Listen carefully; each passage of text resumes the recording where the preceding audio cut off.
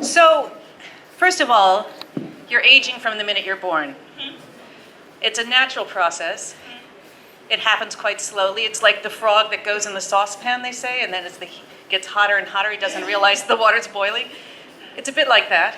And the book that we wrote, and I co-wrote this with the other members of my collective, is called Gen Age. We tried to create a new kind of genre for art called Gen Age, which is about gender and aging.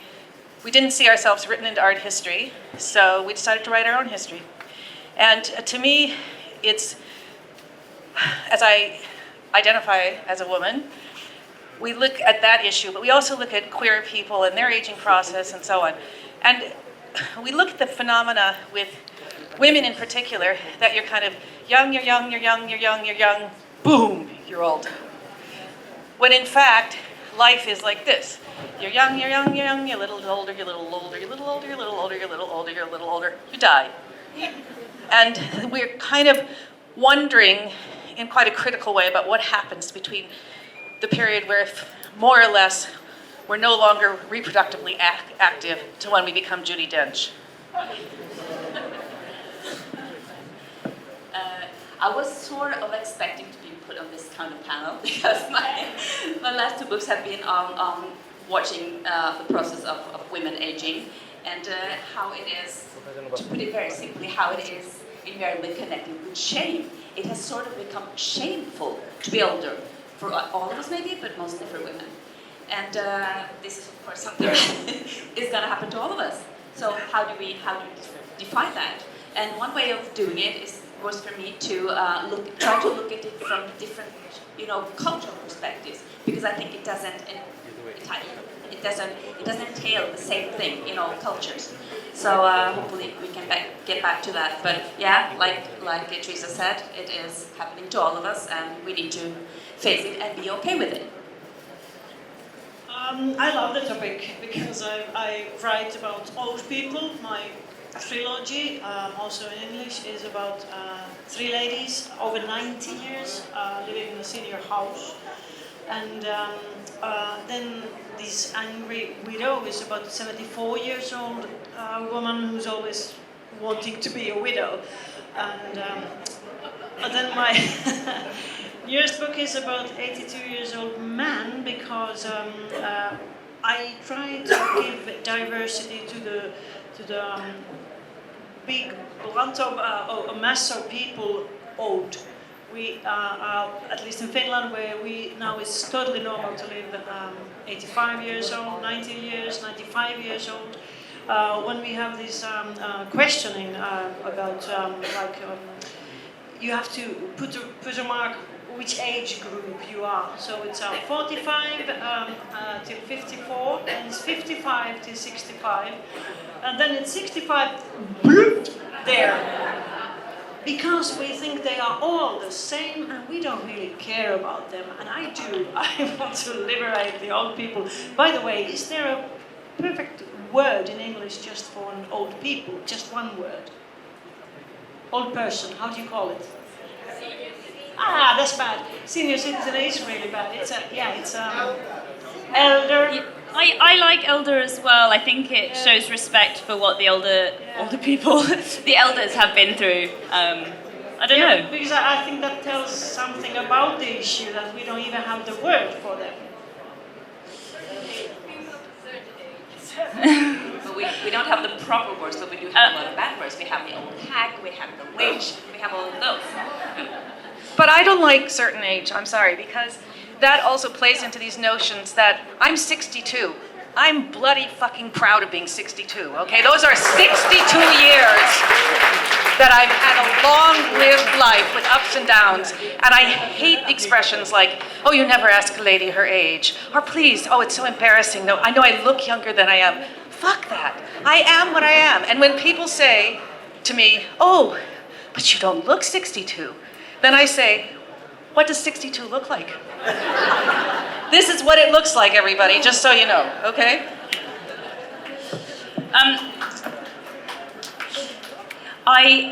Okay, so I'm going to go straight then to bodies. And can we talk more about how you write about bodies or how you show us bodies in your work, and maybe how that's tied up with shame or not feeling shame or unlearning shame or changing societal norms. Would you permit me to read one page? Yes, please. This is, okay, very, very brief to set the frame. These are 5 Norwegian ladies who have moved to a cocoa plantation in Fiji to start producing chocolate. So it can be seen as, the second or third or fourth chance in life. But what I really wanted to investigate was the way these women are perceived in Fiji and the way they look at themselves. And there is, of course, also a Fijian sort of counter-protagonist who's looking at them in, what are they worried about, But anyway, this is a scene where they're sitting together in an evening, and one of them is more concerned about her looks than the others, and she is especially concerned about her ugly feet. She has bunions, and this is how they meet, and they start talking about their physical, ailments. The person is Lisbeth, and you'll see the other ones coming along. Lisbeth remains seated, scrutinizing her feet. Pale, a little bony, but the toenails have the same perfect coat of red she's worn all these years. No reason to change that. Her heels have benefited from decades of regular pedicures, round and callus-free. She crosses her legs out of habit to hide the sizable bunion on her right foot. Hallux valgus, the hideous swelling that's grown to the size of a plum over the years. It aches, and she rubs it carefully. A small price to pay for years in pointy-toed shoes, she knows that, but bloody hell, it hurts. She shuts her eyes and breathes in deep. "Say it," Kat blurts out. "What?" Lisbeth peers at the faces of the face framed by dark hair. "Say what you were thinking about just now." Kat laughs her trumpet laugh. Tell us what you were swearing at. It's the light. Tell us what you were swearing at under your breath. I saw you. Foot pain is hell. I'll start. Foot pain is hell. Then Sina, standing by the top of the stairs, fixes her gaze on Lisbeth, who hesitates for a second before opening her mouth and taking aim. I was thinking, God damn it. Sina's laughter is mocking but not unsympathetic. Then she joins in. Stinking varicose veins. Bloody spider veins, Ingrid chimes in. Cursed ingrown toenails, that's Kat again. The laughter rolls around between red torch flames, the shadows that flicker and hide. Blasted creaky knees. Damn flabby thighs. Lisbeth stretches out her right foot. The bump below her big toe glows white. Repulsive. Ridiculous. She smooths her creased trouser leg down with both hands and swallows the lump in her throat so the laughter can get out.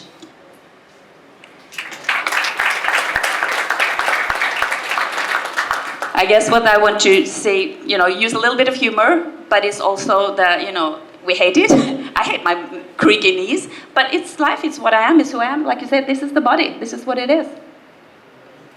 Mina, do you want to add to that? I realize now that actually in my books there's quite a little about the physics of my old ladies. Maybe I don't find it really interesting. And as my books are in a way, in many ways, humoristic, I think that part of the humor side is quite used. But there is, in this Angry Widow, the 74 years old, when she's finally a widow and she starts her life really at the age of 74. The first time she can do what she really wants to do, and she starts by going to the friseur, hairdresser, yeah, Skandinaviska, and and dye her hair and make it short and wonderful, and that's terrible for her grown-up children who are 45. What have you done? you don't know, it's really expensive, and you're going to have to do it again and again and again and so on. And they think it's a sign of, Alzheimer or something. She's really losing the touch of her life, because we tend to think that mothers are always mothers.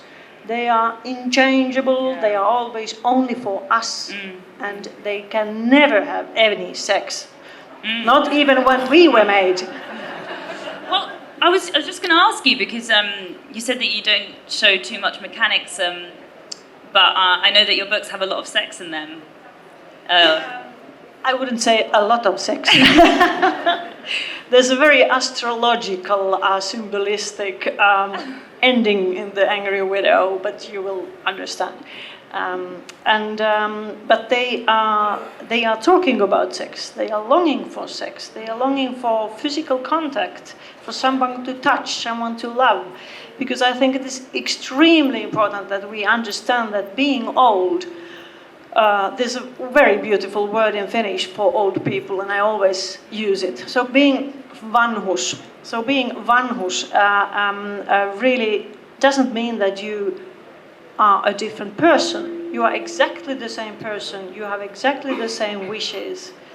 And to cope with being old is the key to it is that you are curious, you have sense of humor, and you are social. You find new friends again and again, and you let yourself love and do what you really want to do. I think being older, aging, is becoming spiritually free. I wanted to ask you all about joy in your work, partly because that's what your performance, Teresa, made me feel. And your book is called Pieces of Happiness, and you've talked about how you use humour. So, carry on with what you were going to say, and if joy comes into it. Well, I was going to talk about the concept of the female body as monstrous, which is a concept, because anyone who isn't male is the other. And to a male, and this is not my own words, I'm paraphrasing now, we have more orifices than they know what to do with. We have flesh hanging off of our bodies. We bleed. So we are monstrous to begin with. But as we get older, this concept of being monsters is amplified, and people look away from us. And if you read Freud, for example, he talks about how our reproductive parts atrophy, that we try to turn into men, that we have no more desire, that our voices change, and that we become these kind of horrific creatures. And this is maybe where joy comes into it. The work that our collective does is to kind of say, look at me, don't turn your eyes away. It's not so bad. It's not so monstrous. You don't have to avert your eyes. And another member of the collective was telling me about how, the long queues when you're trying to try on clothes in H&M or Topshop or one of these stores. And she said, I've got to the point now where I try on the clothes while I'm in the queue, just look in a mirror. And she said, if I did that 10 years ago, everybody would stare at me. And now they don't even care. And I said, they actively look away when I do it. Right. So this idea that it's not okay to look at a female body, because we do really privilege youth and health. The young, healthy body is the body that everyone is supposed to try and look like, even if you have to torture yourself to do it, especially if you're a woman. But back to joy, I'm happier than I've ever been in my life. This is I tell women who are younger than me and they're just starting to go through menopause, it's going to be great on the other side. It's wonderful. It's a magical time in your life, because you have a lot of wisdom, you have a lot of lived experience. All these problems with this physical body, this envelope, there are workarounds for most of those problems, and then you're dead. So you can really, I don't know if you guys find this, but you can really enjoy life in a way where you gave a shit about things, and now you don't give a shit anymore. If something's boring, you walk out. If you don't, so there's a great freedom and liberation. You no longer finish books that you don't care for. I don't care. Tell us more about joy in your work. The joy in work. All right. Okay. Actually, I've never had so much fun while writing as when I was writing this, and I think it was because I was kind of sloppy writing along. I was thinking this isn't going anywhere. Who's going to be interested in this, right? Older women who's going to be interested in that. So I had fun, and I think some of that humor is in it. But also, as I worked along, there was joy in the seriousness of it. And that was part of the motivation for writing, was, as I told you earlier, I wanted to contrast, but I also wanted someone to read a book where the female protagonist is more than 45 years old. My goodness. One, we are the most avid readers. Why shouldn't we be protagonists in book? And secondly, our lives are interesting. As you're saying, they're not only... I'm not sure that I totally agree that it's getting easier. Health is one issue. Not all people, carry on being in good health. And some of us are sitting with responsibilities for parents, whatever. That never sort of goes away. But yeah, on the I don't give a shit side, I totally agree with you. And I've brought up joy, but I know that Mina, in your work, you also talk about the social context and the actually huge problems that come from having an aging population, and that you were writing with the specific politics in mind. So could you tell us more about that? Just telling a funny story is not meaningful. I mean, when you use humor, when you entertain people, you have to have a very serious message, because humor helps to get the message. And I think the best way of reading my books is that you laugh and you laugh and you laugh, and in the end you cry. And because it's fiction, then you are free to judge if it's true or not. I must say all the horrible things in my books are true. And it's just how we neglect the old people in one of the richest welfare countries in the world, Finland, where we have this wonderful social system, but when those people who really actually built the whole society, they were in the war, and then they went to work, and they had this image of this welfare society. And when they are retired, well, then first they dance in their glitter suits. But then, when they need some help for the first time in their life, we say to them, well, we have this private system. We have privatized this system. Go there and pay 1,000 euros just for the bed and 1,000 euros for something else, and it's extremely expensive, and the situation is really terrible in Helsinki and in the whole Finland, but big cities are even worse. And then I have a lot of serious subjects. There are 3 books. One is medication. Maybe don't talk about that now, but just mentioning that giving 10 medicines per day for old person makes him demented. So that's not the disease. Not the disease. The medicine is doing. But then a very important subject for me is to die. The dying. It's a release, and it's a happy thing to die when you are old. And many people ask me, how do you know when a person is old? The age is just a number, and so on and so on and so on. It's a very personal thing when you feel you are old. But I would say one thing is that when you realize, I had a good life, the next thing I'm waiting for is my own death, then you are, in a very beautiful and wise way, old.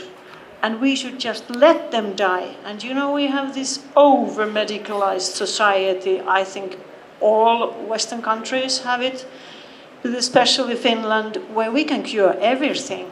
We can always give you half a year back and more time and more time and more time. So old people in Finland, they have to beg for dying. Please let me die.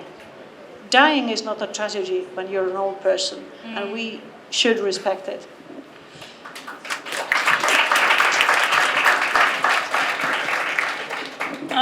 We were supposed to talk about sex and joy, but I always end up talking about death.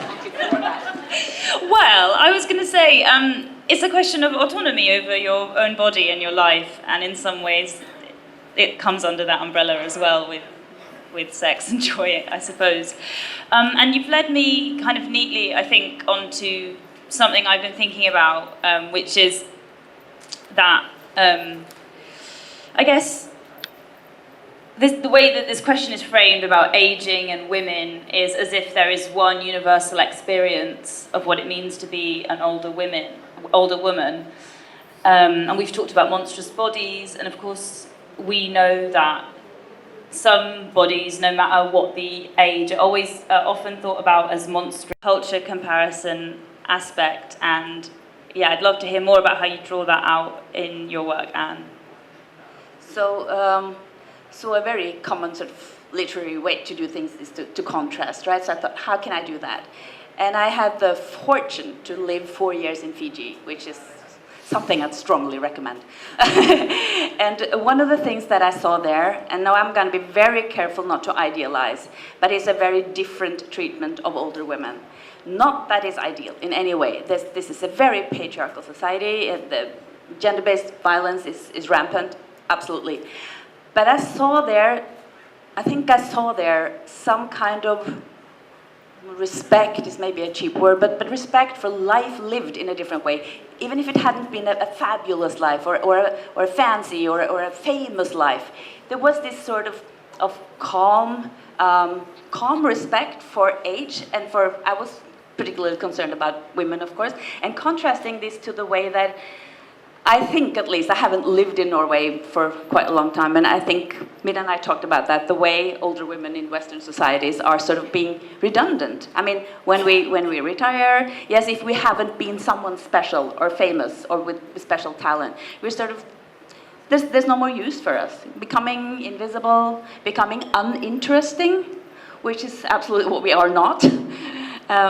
And especially since the traditional role of the grandmother has changed, has disappeared. I mean, I had one who would bake and always be there, but those grandmothers aren't there anymore. I'm becoming one, I hope, in a few years, but I'm not going to become that kind of a grandmother. So that made me want to investigate or contrast with how women in the Pacific were treated.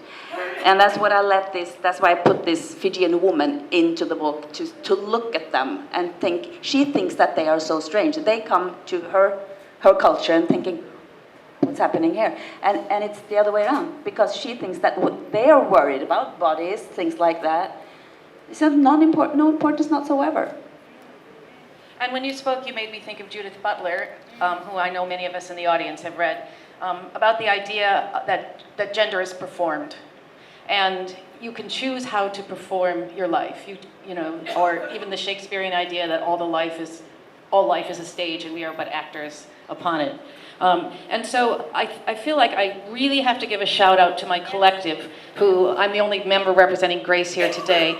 And the piece that I did earlier is a serious piece that we do called Club, where we wear sequin bodysuits and we dance, because it's a disconnect between a stereotype of what you expect someone who identifies as older and as a woman to do.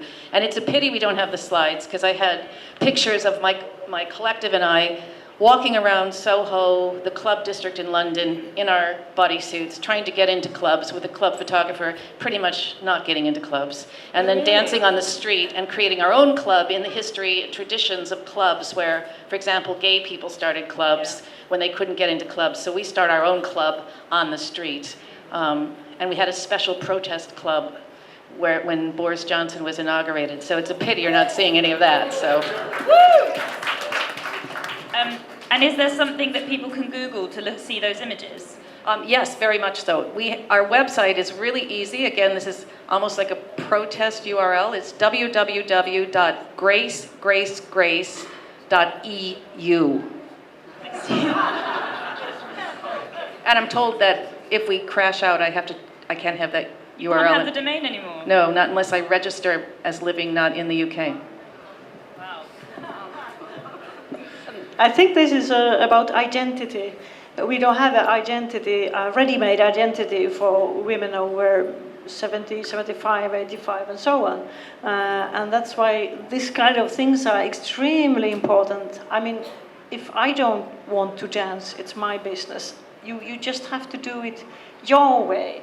And if you don't want to bake for your granddaughter, someone else can do it. But it's free, what your identity is. But at the same time, it can be difficult for the person himself or herself.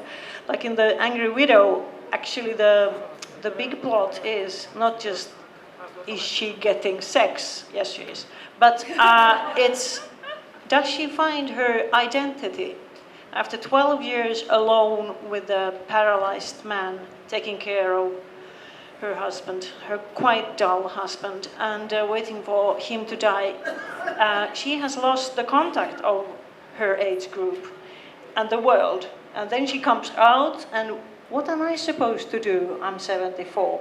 And that's actually a big question. And it's a question of women more than men. Men can do what they want. They can take a new young wife and so on, and we think that's fine, he's virile, wow. But if the woman does it, even, yeah.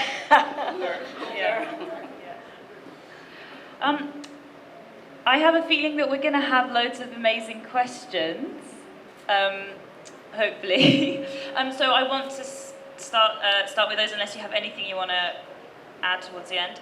And I want to encourage questions, particularly from our female elders, if you're in the audience.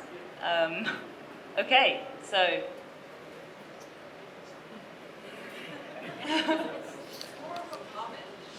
Okay, so I can see 1, 2, 3 at the front.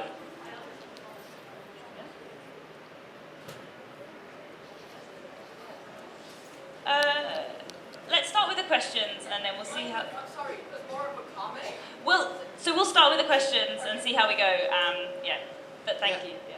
I was interested in, you talked about comparisons between the women in Fiji and the characters in your story. Could you say more other than the not understanding what it is that they're so concerned with? How are women seen in Fiji? Women of a certain age. Sorry, Teresa. How are they seen in Fiji? How are they appreciated differently?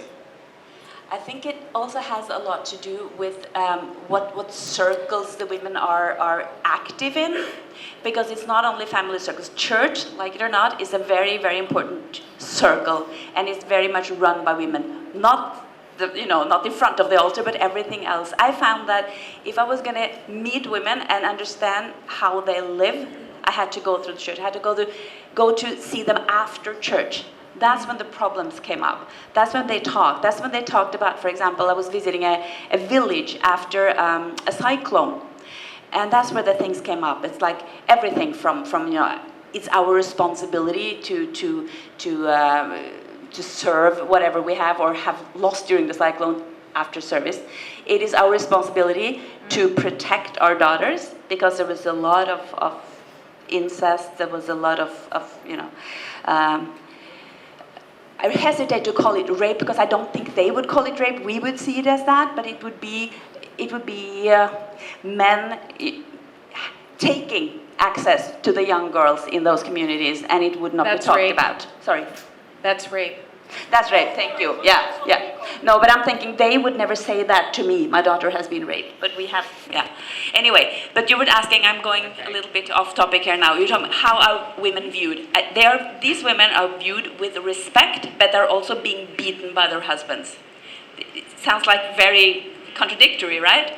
But they are being, as older, they would be sought out for advice, for discussion, for what am I going to do with this problem. You'd go to the older women. I'm not so sure that happens in the West anymore. I'm not so sure. When my mother, I've lost her now, but when she was older, she wouldn't automatically be the first person I sought out for advice, because I would think, A, I know better, B, she's out of the loop, she doesn't know. But that sort of respect, I think I experienced more in that culture. Does that answer your question? Yeah. Thanks. Okay, second question was, I think the lady in the blue. Hello. Thank you so much. I really enjoyed this. So I'm sure you guys have heard of this phrase, "okay, boomer," right? Which is this thing that the young folks are saying to older people to basically say, well, your perspective isn't relevant. So there's this tension between as you get older, you do have so much wisdom, so much lived experience, as you've been talking about, as well as that freedom of spirit. You just don't give a shit anymore, and so you have so much to say that is relevant, and yet, younger people don't want to hear it. So how do you bridge that gap? And what is it, that you would like to teach them? Does one of you also feel comfortable explaining the OK Boomer thing, or shall I explain it? You explain it. So this is just my understanding, and then you can add to it. There are lots of generational disagreements about lots of different things, and the OK Boomer is a response. So let's say you say something online, and then someone who you perceive to be a boomer, and does anyone know exactly what ages boomer refers to, or what years of birth? 45 to 64. Okay. And if they're saying something... 1945 to 19... Okay, yeah. And we can go into, the significance of that group. But, so it kind of... Yeah, OK Boomer is the comeback. Of course you, all right then, Boomer, sort of rolling your eyes. I think I'm going to leave it at that if you think that's a fair description of it. Well, I think I would elaborate on that description a little, because a lot of it is about economic situations that people find themselves in. So it's okay for you to say that because you have Social Security, you could buy a house, you got a job right out of college. So it's kind of it's about our privilege as older people a lot, I think. Am I misreading that? No, I think that's right. I think that's, again, I don't necessarily want to focus on, well, I guess it is useful to give that context. It's a very, I think, European, US context. So, yeah, my dad didn't pay tuition fees. He could easily afford to buy property. And he doesn't give me lectures on, stop spending so much money on lattes and avocados. But let's say he did, then I could say, OK, Boomer. I think that's, yeah, so, and it's that kind of thing. I think it's a generation question. So they are booming their parents' generation.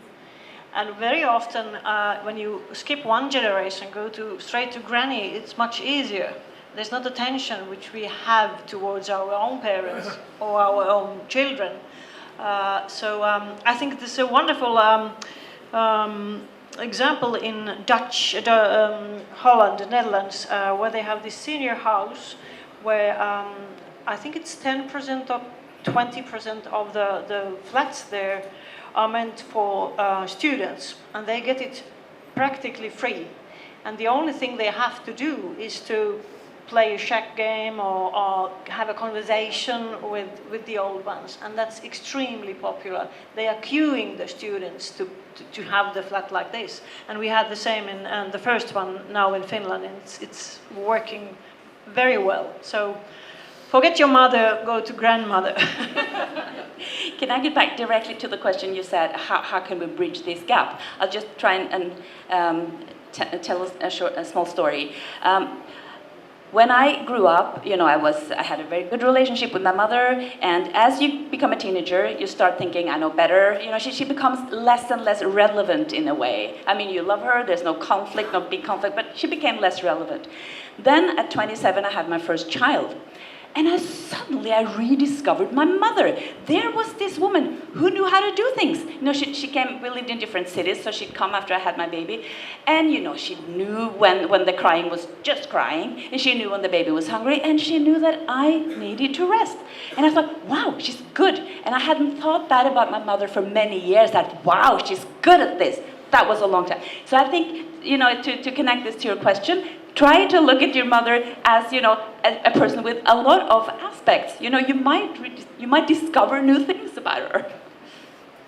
Also, it's a kind of meme on Facebook I've seen, but when younger people see pictures of their parents as younger people, they're kind of like, oh, you were kind of cool, And I also think it's our right as older parents to embarrass our children. And so when I hear OK Boomer and the eyes are rolled, I'm like, I'm doing my job here. And can I just give you all a hint? If you really want to embarrass your children, be a performance artist. Because there's nothing that embarrasses your children more than that. Yeah, my mum used to say to me, oh, you think I embarrass you? Imagine if I was Madonna.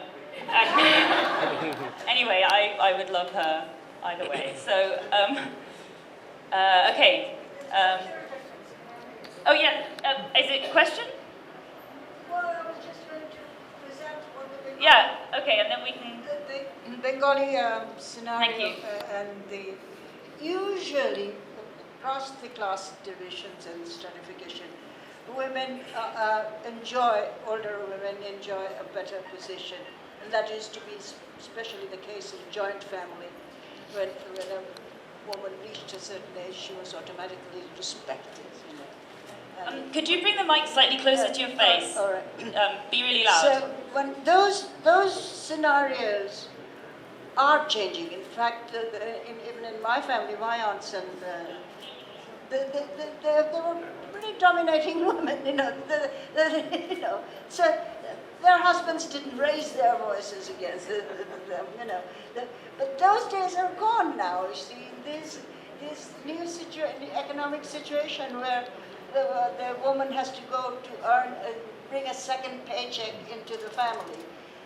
Those situations have changed, and now I see, as myself as an aging woman, women are not respected. Aging women are not respected in this society. And this is a new phenomenon. And I was very interested in hearing your Finnish situation. In the Western society, women did not have that kind of respect that we had. In fact, all over the subcontinent, I would say. One of the popular TV series was called Saas Bhi Kabhi Bahu, which means, she was the domineering mother-in-law, that figure. You see, a domineering mother-in-law was she who had the last say. Those days are gone now. Nowadays, we, especially in the intellectual world, we are actually insulted for our age. This is a new thing that has come into our society, which we did not have before. So I was wondering, you talked about body, now I want to talk about mind. Sort of why women who are engaged in mental work, like professors and teaching jobs, women are being slighted now. Older women are actually insulted for their age. I think that's extremely interesting that you explain the change by the thing that women had to go to work. That's probably true. They lost the dominance, the home, and probably that has happened in Europe too. We are just ahead because women went to work in the 50s. And that's the situation we are now, and we are still having the same not respect. And the grandmothers are taking over, looking after the children. Now that has come back, which we didn't have with the single unit families began in the 50s, 60s, and even that is breaking down. So overall, aging women are having very bad day. And something that makes me think of is also, I guess, living under capitalism, where humans are valued by their productivity and their ability to work. When you can no longer work, then you're not seen as valuable, and that applies again to disabled people often as well. And that's something that made me think of. That's crucial, and that's why we have this 65 and then. When you when you retire, you're not interested in an interesting person anymore. You are not giving to the society, you're just taking away. Yeah. And I'm going to be a little bit contrary here. It's unusual for me, but one of the memes or the ways you're allowed to be when you're older is the wise older woman. And actually, there's another scholar who I owe a huge amount to who writes about how asking me to be a wise old woman is effectively shutting me up and telling me, don't be angry anymore. You're a wise woman. Be calm, be silent, braid your white hair into a nice coif on top of your head. When in fact, I'm actually really angry about a lot of things. There's a lot of injustice, especially in terms of gender politics, and I'm really pissed off. And I'm not going to be a quiet, gentle woman, and I don't actually need anyone's respect. I'm not looking for that, and as I age, you know, if I would see somebody get on a bus and they're struggling because they have a disability, or they look really exhausted, or they're pregnant, or they have a young, it doesn't come with age, so to speak. I see that as kind of a reverse propaganda about telling me to shut down, sit down, and shut up. So, but I with all due respect to, well, I use that word, to what you said, I can see that things are changing, and not often in a good way. Yeah, I think that you're absolutely right. I wrote Angry Widow about people like you. And, sorry, that was just a joke. Can I just say, what the fuck? Yeah. Yes, you may. But my point is really, we shouldn't categorize. And there's a... I think you just did. Yeah, I know, and that was a bad joke. Forgive me. But the point, someone wants to have respect and be the wise woman, let her be. We don't have one model how to be an aging woman. We have to have individual ways of doing it.